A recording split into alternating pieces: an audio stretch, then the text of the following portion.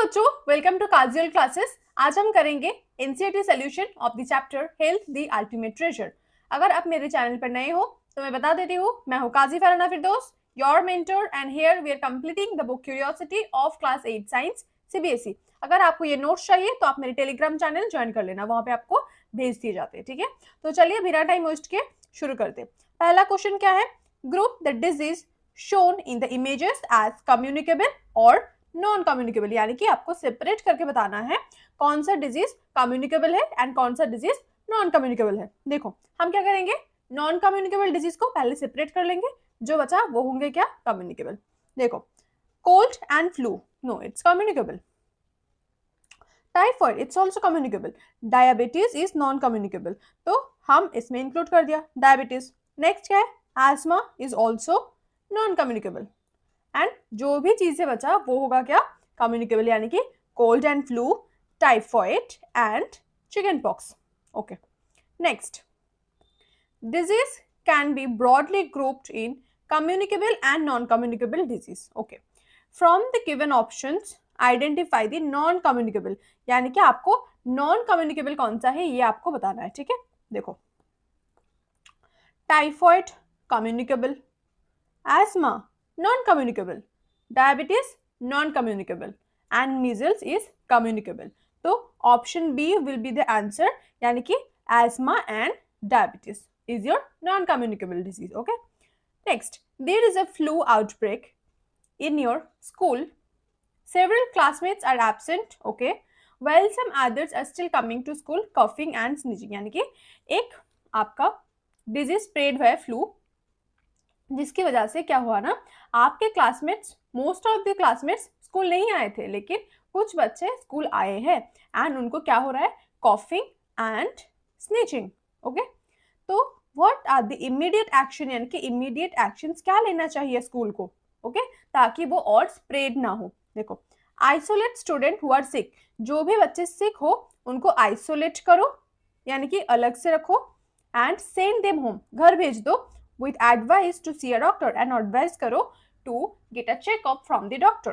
Okay, postpone large gathering if needed, यानी कि large gathering यानी कि बहुत सारे बच्चे को इकट्ठे मत रखो, यानी कि उससे ज्यादा स्प्रेड होंगे। ठीक है, तो इसी वजह से पोस्टपोन करो large gathering if needed.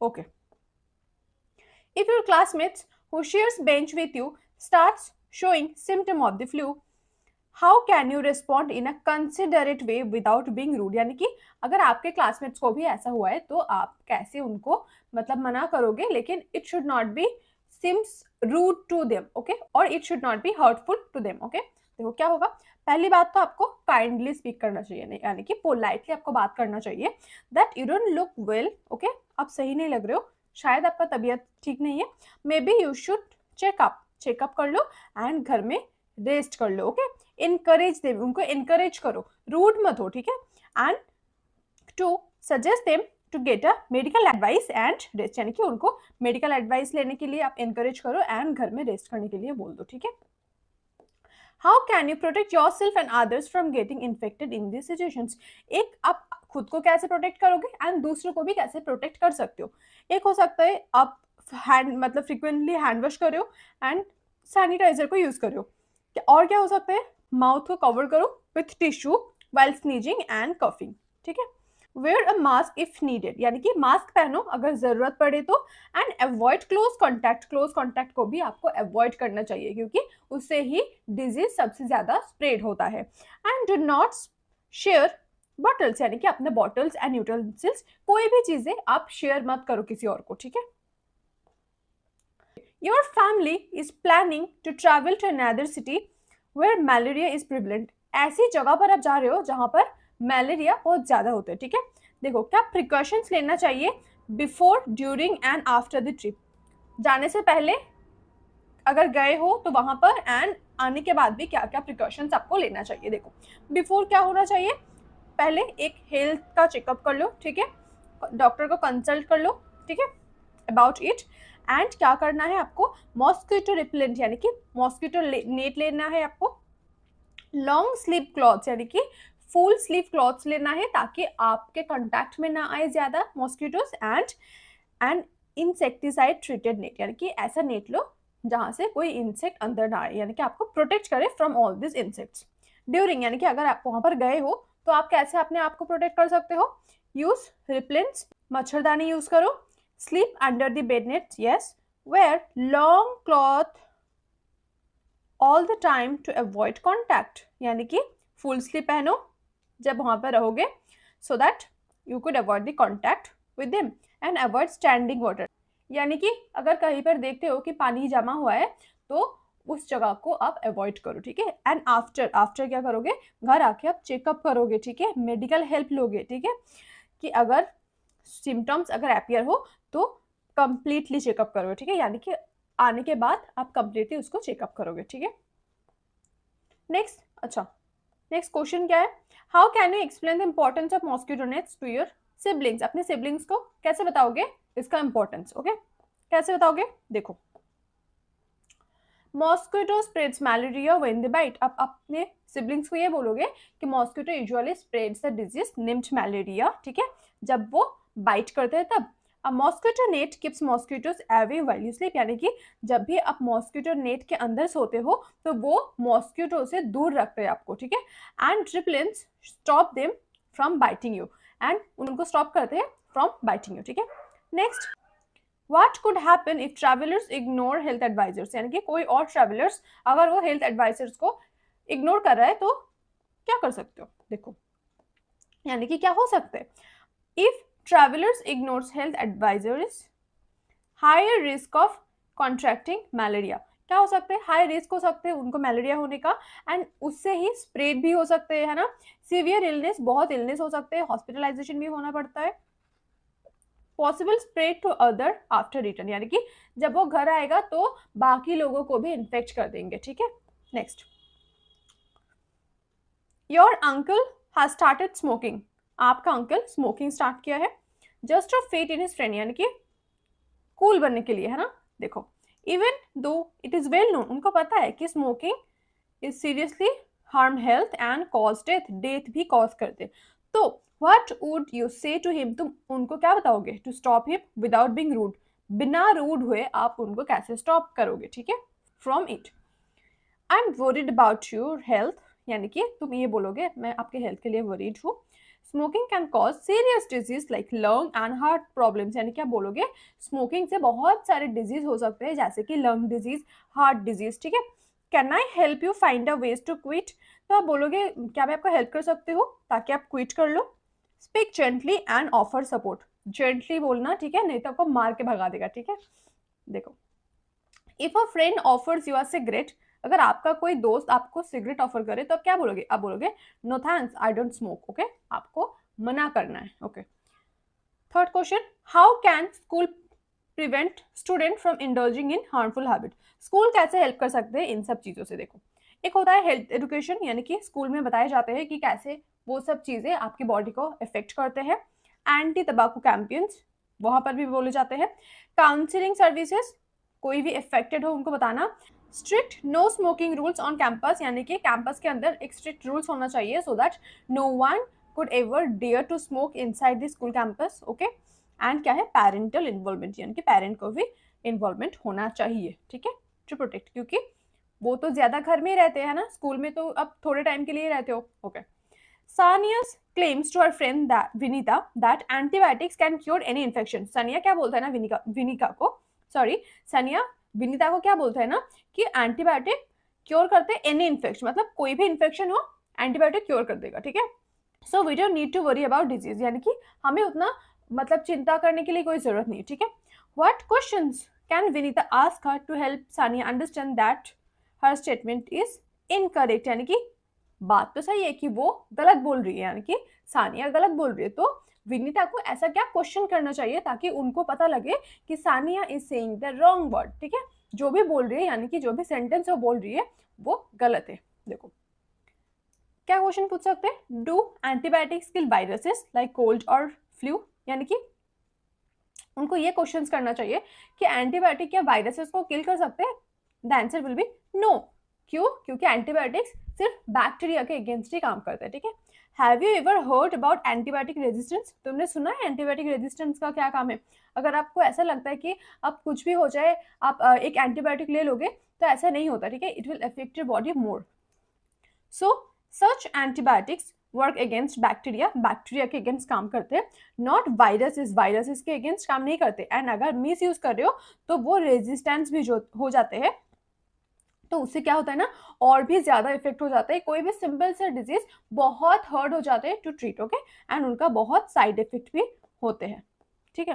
Next देखो क्या दिया हुआ है, टेबल दिया हुआ है जहाँ पर दिए गए हैं कि जनवरी मंथ में डेंगू केसेस कितने हुए थे। यहाँ पर 10, फरवरी में 12, मार्च में 15, अप्रैल में 18, मई में 22, जून 40, जुलाई 65, अगस्त 65, सितंबर 65, अक्टूबर 30, नवंबर 30, दिसंबर 20।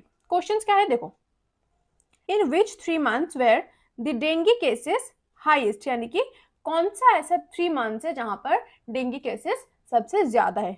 कहां पर है देखो, 65, 65, 65, यानी कि जुलाई, अगस्त एंड सितंबर, okay. In which months were the cases are the lowest, lowest कहां पर है देखो 10, जनवरी में सबसे लो है, ठीक है। Next question, what natural or environmental factors during the peak month might contribute to the increase in dengue cases? क्या environmental factor हो सकते हैं जिसकी वजह से ये डिजीज और स्प्रेड हो सकते हैं। देखो यानी कि इस मंथ में क्यों ज्यादा केसेस आते हैं, ठीक है, क्या रीजन हो सकते हैं। देखो natural environmental factor causing peaks, एक देखना वहां पर वार्म भी होते हैं, ह्यूमिड भी होता है, मॉनसून कंडीशंस होते हैं जिसकी वजह से बहुत पानी जम जाते हैं, है ना, कोई भी जगह पर पानी जम जाते हैं।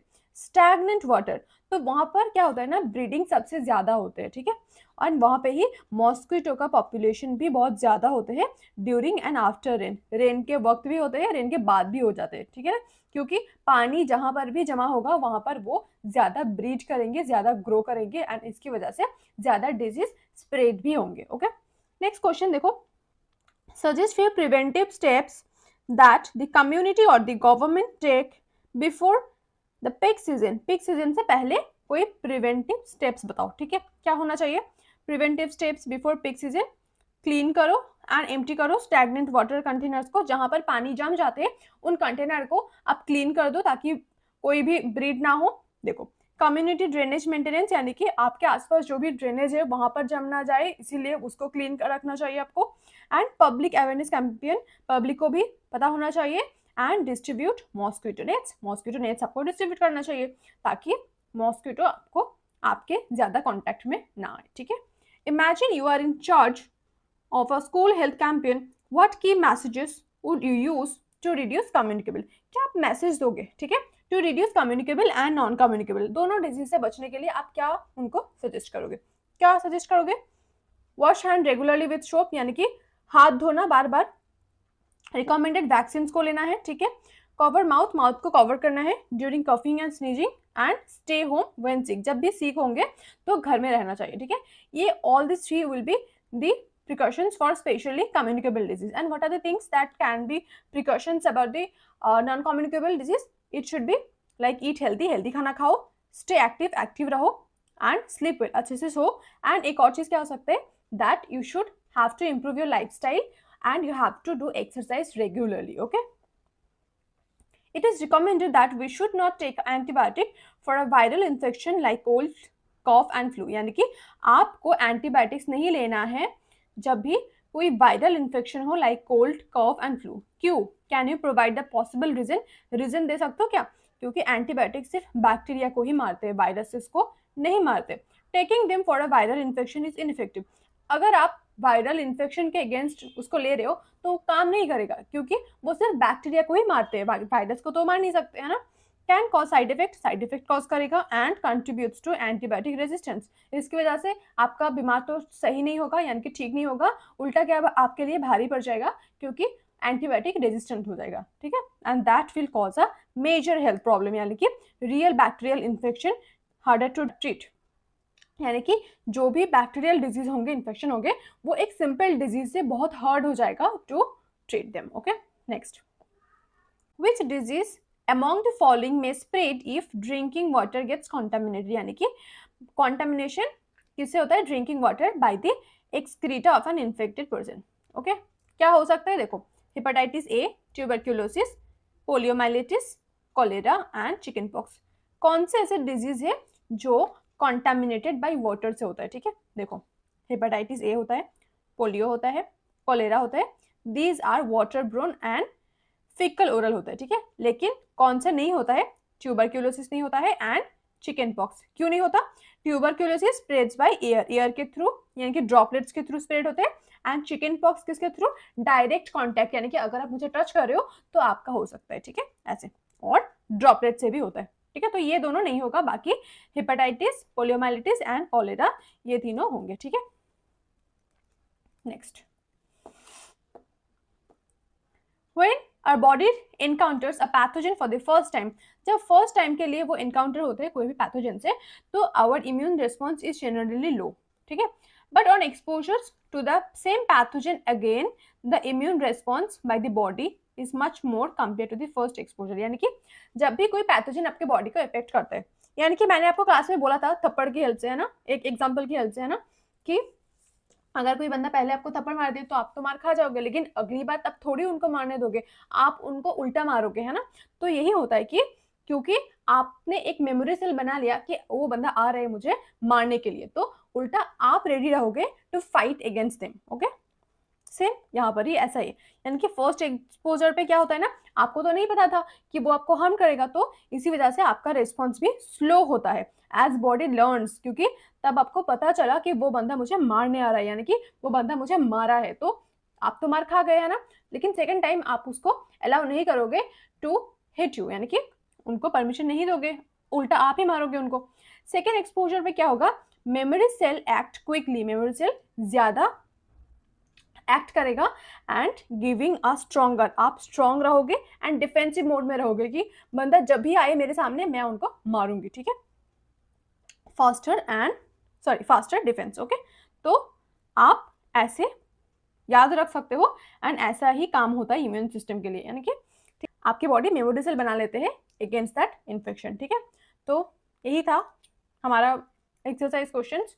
अगर वीडियो पसंद आए तो लाइक शेयर सब्सक्राइब जरूर करना, एंड अगर कंसेप्चुअल क्लियरिटी नहीं है तो आप मेरी लॉन्ग वीडियो भी देख लेना, वहाँ पे आपको सब कुछ याद हो जाएगा, ठीक है। तो चलो पढ़ते रहो, एंड वीडियो पसंद आए तो लाइक शेयर सब्सक्राइब जरूर करना, एंड टेलीग्राम चैनल ज्वाइन कर लेना to get the notes. Okay, bye bye.